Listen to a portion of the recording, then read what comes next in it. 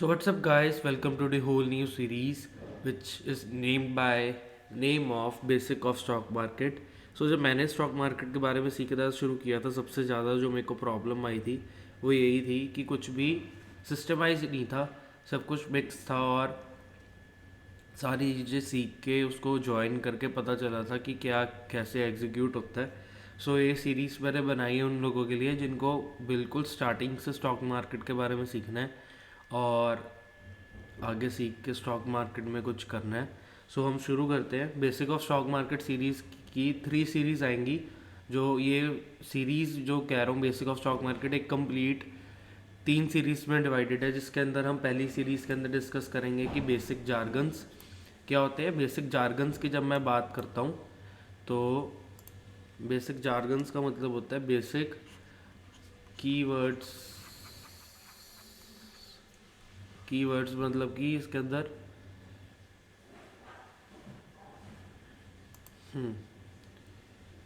Colour कर लेते हैं इसका येलो, कि बेसिक जो इसका चीज़ें होती है, जैसे कि कोई मैं किसी को बोलूँ कि ज़ीरोधा के पोर्टल के अंदर जीटीटी ऑर्डर लगाना है, किसी को समझ नहीं आएगा, जिसको इसके बारे में पता है उसको समझ आएगा। या मैं किसी को बोलूँ कि कॉन्ट्रैक्ट नोट क्या है, किसी को समझ आएगा किसी को नहीं आएगा। सो हम बेसिक जार्गन्स डिस्कस करेंगे जिसको मैं पार्ट्स में बनाऊंगा कि हर किसी को इसके बारे में समझ आ जाए कि स्टॉक मार्केट के अंदर ये वर्ड्स का मीनिंग क्या होता है और ये कैसे हम इसको समझ के एग्जीक्यूट कर सकते हैं। उसके बाद हम टेक्निकल एनालिसिस बेसिक्स का एक अलग सीरीज़ आएगी। टेक्निकल एनालिसिस बेसिक की सीरीज़ में क्या होगा उसको मैं थोड़ा चार्ट पे जाके दिखा देता हूँ।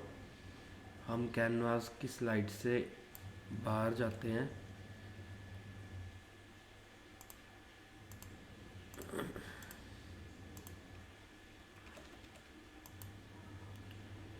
चलो ये पहले इसको एग्जीक्यूट करना पड़ेगा। ओके, तो अगर मैं बात करूं अब आपके साथ, तो अगर मैं जा रहा हूं ट्रेडिंग व्यू पे। ट्रेडिंग व्यू एक सॉफ्टवेयर है। उसके बाद ट्रेडिंग व्यू पे जाके जो मेरे इंडिकेटर्स लगे हुए हैं मैं उनको सबको बंद कर देता हूँ। सो टेक्निकल एनालिसिस बेसिक के अंदर क्या होगा, ये चार्ट खोल दिया मैंने। किसी को तो ये भी नहीं पता होगा कि ये चार्ट को रीड कैसे करना है, कैंडल स्टिक्स क्या होती हैं। कैंडल स्टिक्स कैंडल स्टिक क्या होती हैं, उसके बाद ये सारी चीज़ों का मतलब क्या है, ये टूल्स का क्या मतलब है, ये डाटा कैसे रीड करना है और इसको रीड करके हमने कैसे ट्रेड करना है। जिनको स्टॉक मार्केट के बारे में कुछ नहीं पता उनको बिल्कुल नहीं पता होगा। सो हम ये सब कुछ भी सीखेंगे और इसको रेज कर दूं। तो ये सारी चीज़ें स्टेप बाय स्टेप सीखेंगे। अब उसके बाद मैं थर्ड चीज़ की बात करूं,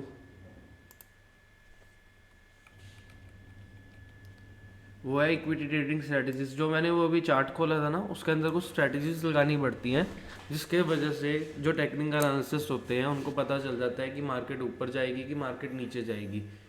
सो सो यहाँ पे ये सारा कुछ करना पड़ता है। अब इसके बारे में अब हम आगे बात करते हैं। तो आज की जो वीडियो है वो है इंट्रोडक्शन वीडियो। इंट्रोडक्शन वीडियो के अंदर ये हम मैंने सारा कुछ बता दिया कि सीरीज़ के अंदर क्या क्या डिस्कस करेंगे। और आज बेसिक ऑफ जार्गन्स का पार्ट 1 है, इसके अंदर हम थोड़ा बहुत डिस्कस कर लेते हैं, इसलिए मैं नोट पैड पर लेके जा रहा हूँ और उस पर रिटन फॉर्मेट में समझा रहा हूँ। और ये वीडियोज़ जो आ रही हैं इसकी रील्स भी आएंगी इंस्टाग्राम पे राहुल गोगिया 7 पे, उसका मैं लिंक शेयर कर दूंगा इन डिस्क्रिप्शन। और ये जो टॉपिक्स हैं इसको मैं जैसे जैसे एडवांस होती रहेगी मैं खुद कोशिश करूँगा कि मैं खुद वीडियोस के बीच में आऊँ। पहले एक एनिमेटेड वीडियो बनाऊँ ग्राफिक्स यूज़ करके और उसके बाद इसको थ्रू स्लाइड्स एक्सप्लेन कर दूँ। So what is stock market, stock market है क्या। सो हम चलते हैं स्लाइड्स हमने देख ली, अब हम चलते हैं नोट पैड की तरफ। Okay, and we are using एपिंग पेन। इसकी हाँ यहाँ से होगा मतलब, चलो ठीक है।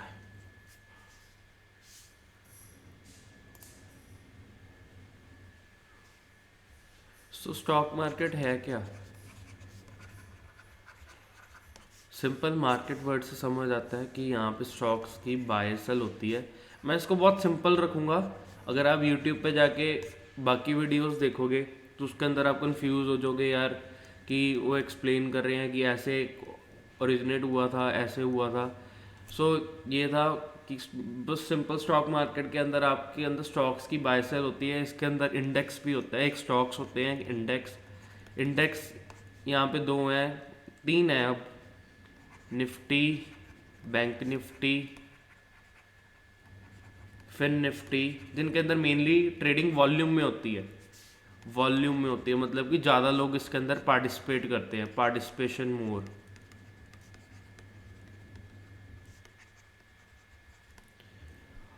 स्टॉक मार्केट के अंदर ये दो तीन तरह के इंडेक्स है, और भी बहुत से इंडेक्स है, निफ्टी आईटी, निफ्टी इंफ्रा, बहुत इंडेक्स है, लेकिन ये तीन के अंदर ऑप्शंस के अंदर ट्रेडिंग होती है जो मैं करता हूँ। सो स्टॉक मार्केट के अंदर स्टॉक्स की बाय सेल होती है। और इस ये कैसे ओरिजिनेट हुआ था, इसकी एक जो पार्ट 2 सीरीज आएगी उसके अंदर मैं बताऊंगा कि IPO, primary market, secondary market, ये सारा कैसे ओरिजिनेट हुआ है और स्टॉक मार्केट के अंदर क्यों ट्रेडिंग की गई। अब दूसरा सवाल आता है कि स्टॉक मार्केट के अंदर पार्टिसिपेट कौन कौन करता है, और इसके पार्टिसिपेंट्स कौन कौन है। सबसे पहले तो आपने बार बार वर्ड सुना होगा, सेबी।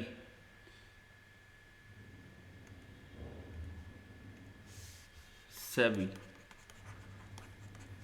आपने, जैसे आप अपने घर में होगे, आप छोटे हो तो आपके घर पे कोई सीनियर होगा जो सारी चीज़ों को मॉनिटर करेगा, मॉनिटर करेगा और टेक केयर करेगा और प्रोटेक्ट करेगा। ऐसे ही स्टॉक मार्केट के अंदर जितनी भी एक्टिविटी होती है, उसको इजी वर्ड में समझो, स्टॉक मार्केट के अंदर जितनी भी एक्टिविटी होती है उसको रेगुलेट करता है, और उसका रेगुलेटर कौन है? सेबी। सेबी क्या है? Securities and exchange board of India. थोड़ा और पतला करना पड़ेगा मार्कर, अभी भी थोड़ा मोटा है। Okay, securities and exchange board of India. अब ये क्या क्या काम करता है, ये आप, अगर आपने इसको इन डेप्थ रीड करना है तो आप गूगल पे सीधा सा आके सर्च कर सकते हो, what are the functions of SEBI. Simple ये समझो कि स्टॉक मार्केट के अंदर एक्सचेंज कैसे काम कर रही है, ब्रोकर कैसे काम कर रहा है। इसको मैं रेज करके एक लिख ही देता हूँ।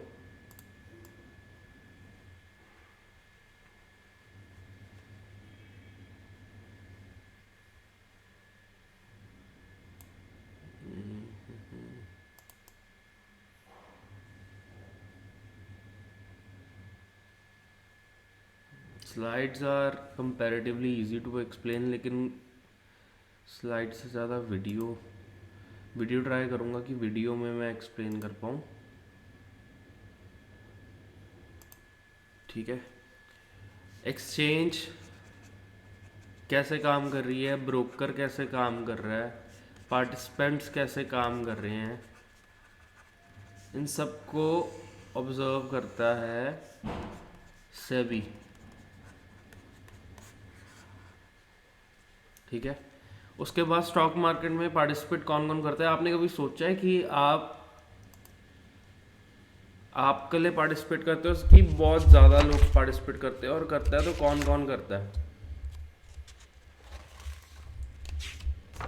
मैंने भी अपने नोट्स बनाए हुए हैं, उसमें से मैं देख के इस पे लिख देता हूँ कि सब कुछ स्टेप वाइज इस पेज पे आ जाए।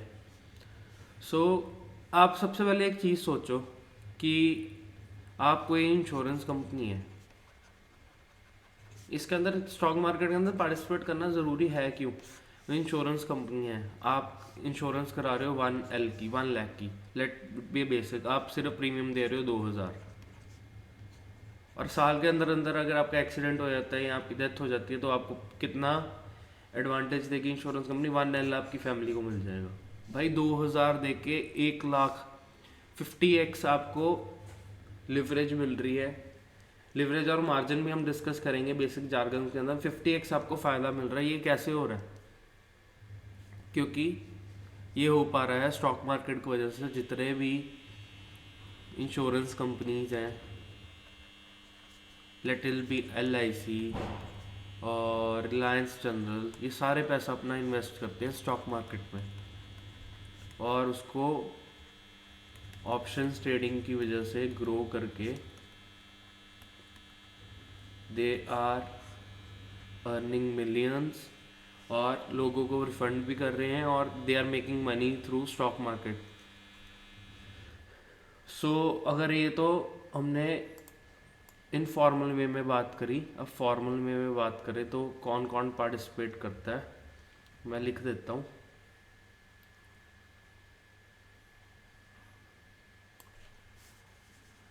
People like you and me are called the retail participants.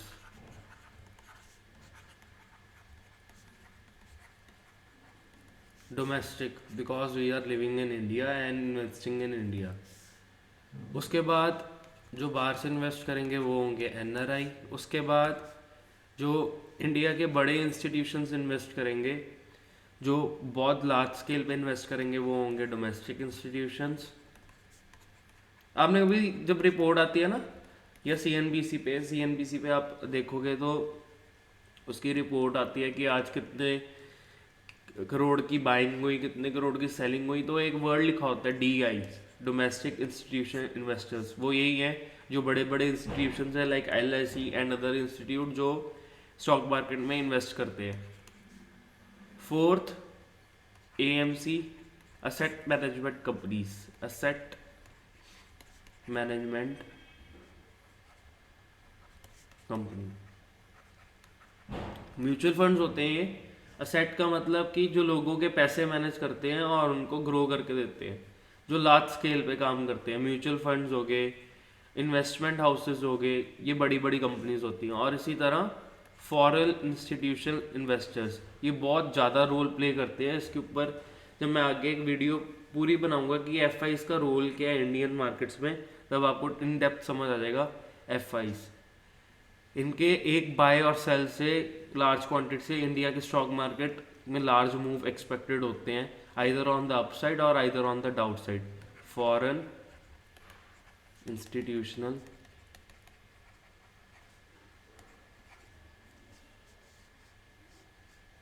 Investors. So ये थे इसके पार्टिसिपेंट्स। इसको और इन डेप्थ रीड करना है, जब ये सारे जार्गन्स का कोर्स खत्म कर दूंगा, मैं एक PDF का लिंक प्रोवाइड कर दूंगा, आप वहाँ पे जाके सारा कुछ रीड कर सकते हो। मैंने टाइप करके भी रखा हुआ है।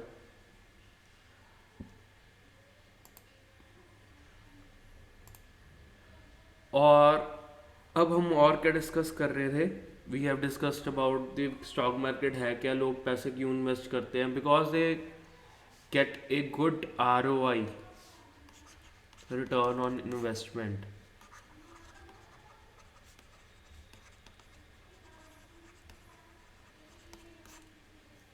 अब हम बात करेंगे कि इसके अंदर फाइनेंशियल इंटरमीडियरीज कौन से है। Let me pause the video for a minute. What's up guys, so अब हम इसका सेकंड पार्ट शुरू करने लगे हैं, जो है फाइनेंशियल इंटरमीडियरीज। फाइनेंशियल इंटरमीडियरीज का मतलब कि कौन कौन से पार्टिसिपेंट्स के अलावा कौन कौन सी मेन एंटिटीज इन्वॉल्व होती हैं। तो सबसे पहले है ब्रोकर। अब मैं इसको पेन से हाईलाइट कर देता हूँ। Wait guys, got disconnected. अब ठीक है, pen black, okay. Broker, SEBI, exchange, CDSL, NSCCL, banks. So इसको मैं करके दिखा देता हूँ, एक बार समझा देता हूँ सारा। ठीक है, इसको हम कर देते हैं डिलीट। अब आप ये ट्रेडिंग करनी है, तो ट्रेडिंग करने के लिए आपने सुना होगा कि डीमैट अकाउंट होता है और एक होता है डीमैट अकाउंट और एक होता है ट्रेडिंग अकाउंट। इन दोनों के बीच का डिफरेंस क्या है? डीमैट और ट्रेडिंग अकाउंट, डीमैट अकाउंट वो अकाउंट होता है जिसके अंदर आपके शेयर्स रिजाइड करते हैं, और इसको मैंने देखता है CDSL और NSDL। CDSL और NSDL एक एंटाइटीज है जिसके अंदर अब आपने देखा, कभी भी आप अपना अकाउंट खुलवाओगे ना, उसके अंदर आप देखोगे कि आपका यहाँ तो डीमैट अकाउंट CDSL के पास होगा या NSDL के पास होगा। ये डिपॉजिटरीज होती हैं, और नेशनल सिक्योरिटीज डिपॉजिटरी लिमिटेड और दूसरे की फुल फॉर्म है सेंट्रल डिपॉजिटरी सर्विस लिमिटेड। तो ये डिपॉजिटरीज होती हैं, इसके अंदर आपके शेयर्स रिजाइड करते हैं। और ट्रेडिंग अकाउंट होता है आपका ब्रोकर के पास, ये लिंक्ड होता है और ये इकट्ठे लिंक्ड होता है। किसी एक ब्रोकर के पास आपका ट्रेडिंग अकाउंट होता है जो आपको प्लेटफॉर्म प्रोवाइड करता है टू ट्रेड। उसके अंदर आपके पास मार्जिन ऑप्शंस होती हैं, ऑर्डर्स लगा सकते हो आप, और उसके अंदर आप चार्ट देख सकते हो। ये सारी चीज़ें आपको ब्रोकर प्रोवाइड करता है। सेबी आपको बताया था रेगुलेटर है। एक्सचेंज दो हैं, एक पहली एक्सचेंज है NSE और दूसरी है BSE। मेनली जो मैं ट्रेडिंग करता हूँ वो NSE के शेयर्स के अंदर करता हूँ। इसका रीज़न अगली वीडियो में बताऊँगा, क्योंकि इसके अंदर कोई रीज़न नहीं है, इसका सिंपल एक ही लॉजिक है। NSE के अंदर वॉल्यूम ज़्यादा है और मेजॉरिटी ऑफ जितने भी अब इंडेक्स हैं वो भी NSE के अंदर। सेंसेक्स जो है वो BSE का इंडेक्स है, और निफ्टी और जो बैंक निफ्टी है वो NSE का इंडेक्स है। CDSL NSDL भी पता चल गया कि डिपॉजिटरीज हैं, इसके अंदर आपके शेयर रिजाइड होते हैं। अब सेबी एक्सचेंज को देखता है। SEBI is looking at the working of broker and exchange, and CDSL की क्लियरिंग जो होती है, इनको क्लियरिंग कॉर्पोरेशन होती है, NSCCL ICCL। इसकी डेफिनेशंस बता के कंफ्यूज नहीं करूँगा। तो इनकी ट्रांजैक्शंस को NSCCL और ICCL देखता है कि आपने जो शेयर लिए और जो बेचे वो ठीक तरीके से CDSL से निकले, और जिसको बेचे उसके पास पहुंच गए, और आपके मतलब कि जितने भी हिसाब है वो प्रॉपर तरीके से ठीक ठाक चल रहा है, उसको ये कॉर्पोरेशन देखती हैं। और बैंक आपको पता ही है। अब मैं इसको एक फ्लो चार्ट के अंदर बना के दिखा देता हूँ। Suppose this is me Rahul, ठीक है। मैंने अपना ट्रेडिंग अकाउंट खोला ब्रोकर के साथ।